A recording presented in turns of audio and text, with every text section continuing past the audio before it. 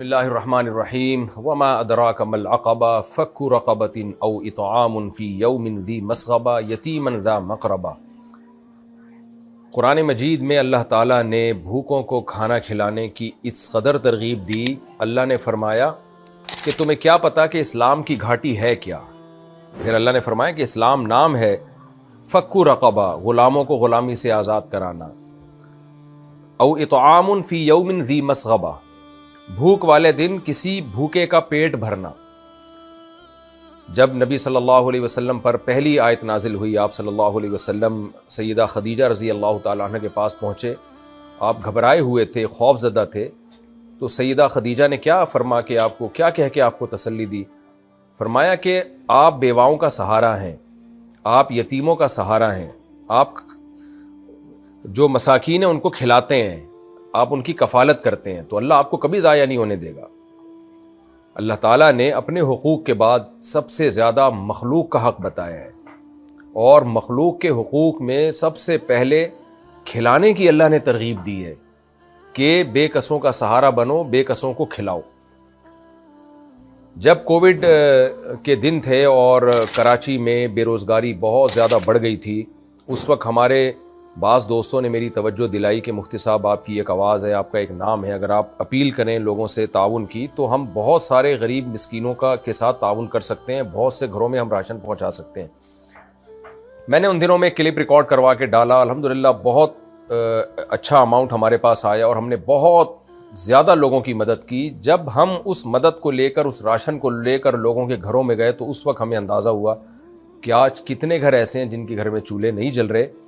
ایسے لوگ بھی جن کے گھر میں راشن پہنچتا تھا وہ رو پڑتے تھے اور کہتے تھے ہم نے بہت دنوں سے ہم نے آٹے کی شکل نہیں دیکھی ہے۔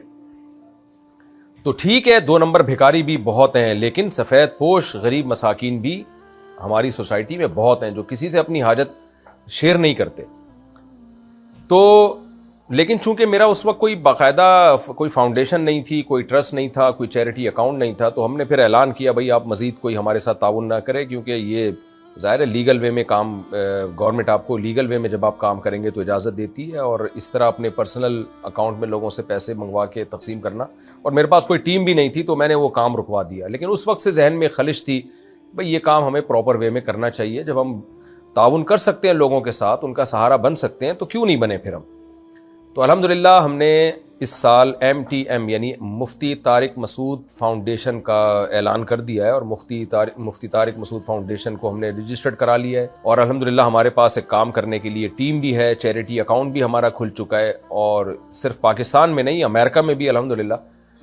تو میں اب آپ سے اپیل کر رہا ہوں کہ ہمارے جو پروجیکٹ ہے آپ اس میں ہمارا سہارا بنیے۔ یہ چیز انشاءاللہ آپ کے لیے صدقہ جاریہ ہوگی، اپنے مرحومین والدین کے لیے، اپنے اعزاء و اقارب کے لیے بھی آپ صدقات و خیرات کر سکتے ہیں، صدقہ جاریہ کر سکتے ہیں۔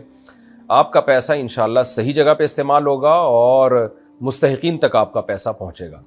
تو ہمارا جو پروجیکٹ ہے، جن پروجیکٹ پہ ہم نے کام کرنا ہے، غریب بیواؤں مساکین کے ساتھ تعاون، خوراک، راشن، صاف پانی کی فراہمی۔ بہت سے گاؤں دیہات ایسے ہیں جہاں صاف پانی نہیں ہے اور وہ گندا پانی پی پی کے بیمار ہو رہے ہیں۔ مسجدوں کی تعمیر بھی ہم نے کرنی ہے، حفظ اور ناظرہ کے قرآن کے مدارس کا قیام، ہنگامی حالات میں مدد کی فراہمی۔ آپ کو پتہ ہے جب بھی کوئی ڈیزاسٹر آتا ہے، ملک میں کھلبلی مچ جاتی ہے، سندھ میں سیلاب آیا تھا، کیا حال ہو گیا تھا، آپ نے دیکھی ہوں گی وہ ویڈیوز کہ ہم کس طرح خوراک لے کے ایسی جگہوں تک پہنچے جہاں تک عام آدمی کے لیے پہنچنا بہت مشکل تھا۔ ایسے ڈیزاسٹر اللہ نہ کرے اگر ہمارے ملک میں آتے ہیں تو ہمیں ہنگامی حالات میں ان کی مدد کی ضرورت پڑتی ہے۔ تو ہم مفتی طارق مسعود فاؤنڈیشن کے ذریعے انشاءاللہ ایسے حالات میں بھی اپنے ملک کا سہارا بنیں گے، اپنی قوم کا سہارا بنیں گے۔ فلسطینی مسلمانوں کی مدد اور آباد کاری کا پروجیکٹ، فلسطین کا کیا حال ہوا ہے، حشر نشر ہو گیا وہاں غزہ میں، تو وہاں تک بھی انشاءاللہ ہم امداد پہنچائیں گے۔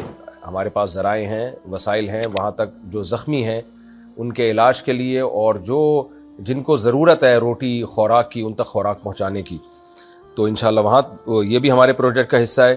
اس کے علاوہ مفت علاج کے لیے ڈسپینسریوں کا انتظام کرنا اور مستقبل میں فری ہسپتال کا قیام، یہ فیوچر کا ہمارا پلان ہے، لیکن فوری طور پر کوئی ایسی ڈسپینسری جس میں جو ایک عام طبقہ وہ آسانی سے اس میں اپنا علاج کرا سکے، وہ فوری طور پر انشاءاللہ ہمارا ارادہ ہے۔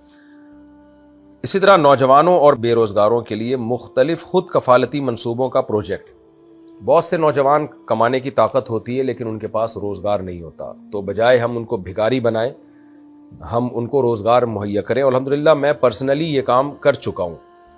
تو اگر آپ لوگ اس میں تعاون کرنا چاہیں اور ایسے بے روزگاروں کو ہم تعاون فراہم کریں, وہ تعاون بائکس کے ذریعے بھی ہو سکتا ہے, موٹر سائیکلوں کے ذریعے, رکشوں کے ذریعے بھی ہو سکتا ہے, ٹھیلے وغیرہ کے ذریعے بھی ہو سکتا ہے.